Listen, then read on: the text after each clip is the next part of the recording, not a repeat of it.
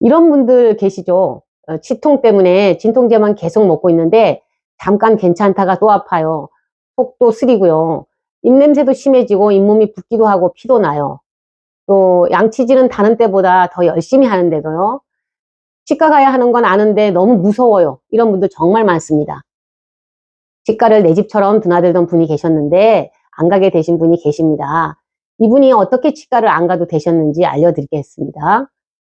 치통은 한 조사에 의하면 통증 랭킹에서 7위를 차지한다고 합니다.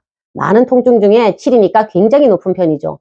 그래서 치통으로 고생하면 통증이 너무 세니까 치과에서 발치를 권유받았을 때 발치에 쉽게 동의하게 됩니다. 사실 통증이 덜 심하면 차근차근 나올 수 있는 방법도 모색해 볼 텐데요. 그래서 오늘 영상에서는 치통의 원인을 동양의학적 관점에서 알아보고 치아를 나이가 들어서도 최대한 유지할 수 있는 방법을 살펴보겠습니다. 여러분께서는 동의하지 못하실 수도 있습니다. 하지만 동양의학에서는 위와 잇몸은 연결되어 있다고 봅니다.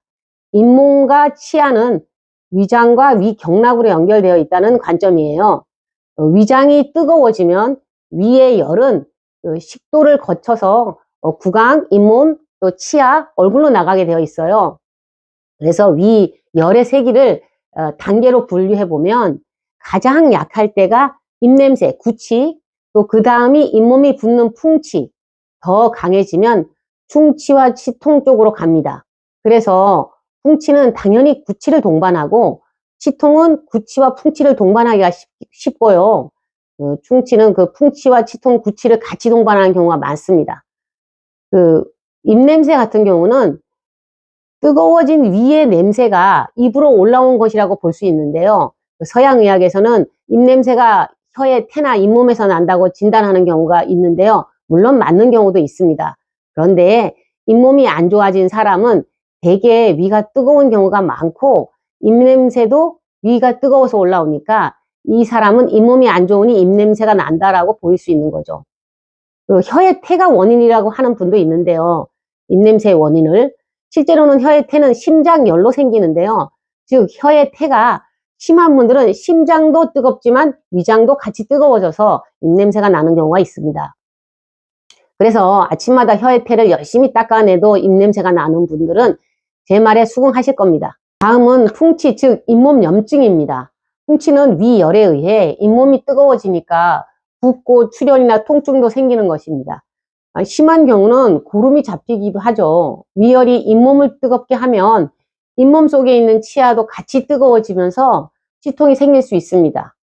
충치는 위열이 너무 세서 치아를 뜨겁게 하다 못해 치아를 썩게 해버린 단계라고 볼 수 있습니다. 그래서 충치 환자는 위열이 강한 경우가 많고 잇몸에도 다양한 염증을 동시에 앓는 경우가 많습니다. 그러니 치통도 생기죠. 그 충치가 충치균에 의해 생긴다라는 서양의학적 이론과는 좀 달라요. 즉 뜨거워진 이에 충치균이 살고 있다는 게 동양의학적 사고랍니다. 그럼 위열은 왜 생길까요? 첫 번째가 스트레스입니다. 모든 사람이 스트레스를 받으면 치통이 생기진 않지만 어떤 분은 스트레스 받으면 위가 특히 뜨거워지는 분들이 있어요. 그런 분들은 스트레스 받고 바로 또는 하루 이틀 내에 치통이 생기는 경우가 많습니다. 두 번째, 술, 홍삼, 인삼, 녹용, 논이 아주 그 단 음식들입니다. 이런 것들은 뜨거운 성질이기 때문에 위를 뜨겁게 할 수 있습니다. 세 번째가 중요합니다. 해열 진통 소염제를 오래 복용해도 위는 더 뜨거워질 수 있습니다. 치통으로 진통제를 먹으면 통증은 약 기운으로 잠깐 덜해집니다. 하지만 반복되면 위가 진통제 때문에 더 뜨거워지고 잇몸과 치아 문제가 다시 올라오면서 악순환이 생길 수 있습니다. 치통, 진통제, 잠깐 완화, 또 다시 치통, 이 고리가 반복되면 방향을 바꾸셔야 합니다. 네 번째가 가로입니다. 밤을 새우면 다음날 잇몸이 아프거나 치아가 시린 경험 많으실 겁니다. 지속적인 가로는 진액을 소모시켜서 위열을 만들 수 있습니다. 위열을 내리는 방법 중에 집에서 할 수 있는 방법으로는 생감자즙을, 감자를 갈아서 생감자즙을 요구르트나 꿀과 함께 드시는 방법이 있습니다.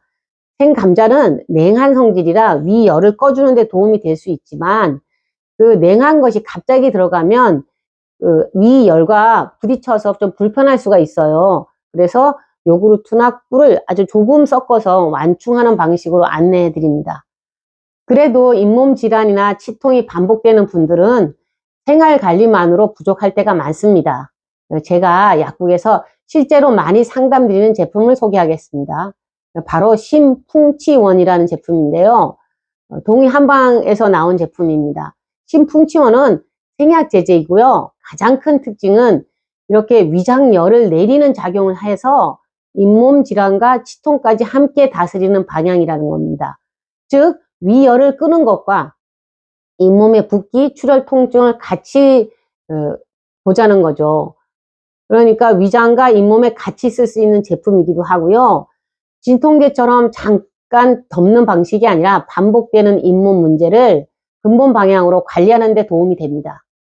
식전, 식후 상관없고 공복에도 복용이 가능해서 아주 복용이 편합니다. 제가 강조드리는 건 이겁니다. 진통제를 계속 먹으면 위가 더 뜨거워져서 치통이 줄었다가 다시 올라오는 악순환이 생길 수 있습니다. 그럴 때 신풍치원처럼 위열을 내리는 방향으로 접근하면 치과를 바로 못 가는 상황에서도 통증과 붓기가 가라앉아서 치과를 안 가도 될 정도로 회복했다고 말하는 분들이 실제로 있습니다. 그래서 영상 처음에 말씀드렸던 분은 전라도 광주에 살고 계신 여자분인데 동생의 소개로 제가 신풍치원을 보내드렸답니다. 본인이 치과를 제 집처럼 다녀야만 했었는데 안 가게 되어서 고맙다고 전화를 해주셨더라고요. 이 제품 때문에 저희 약국에 단골이 되신 분들도 많기도 하시고 일부러 찾아오시기도 하니까 저도 더욱 자신 있게 드린답니다. 물론 모든 치통이나 잇몸 염증이 신풍치원 하나로 되지는 않습니다. 다른 것과 같이 드려야 하는 경우도 있지요. 근데 심한 염증이나 고름, 발열, 얼굴 붓기까지 동반되면 치과 치료가 우선입니다. 하지만 반복되는 열과 염증으로 고생하는 분들께는 한번 방향을 바꿔볼 만한 선택지입니다. 어떤 분은 인 땡땡보다 더 맞았다, 이 땡땡보다 효과가 좋았다라고 표현하시기도 합니다. 기존의 잇몸약으로 개선이 잘 안 되시는 분들에게도 꼭 한번 추천해 드리는 바입니다. 신풍치원에 대한 내용은 고정 댓글을 참고해 주시고요. 오늘 영상의 결론은 간단합니다. 치통과 입냄새가 반복된다면 입 앞만 보지 말고 위열을 같이 보자. 진통제만 반복하며 버티지 말고 위열을 내려서 잇몸을 근본적으로 관리하는 방향으로 가자입니다. 영상이 도움이 되셨다면 구독과 좋아요 부탁드립니다. 시청해 주셔서 감사합니다.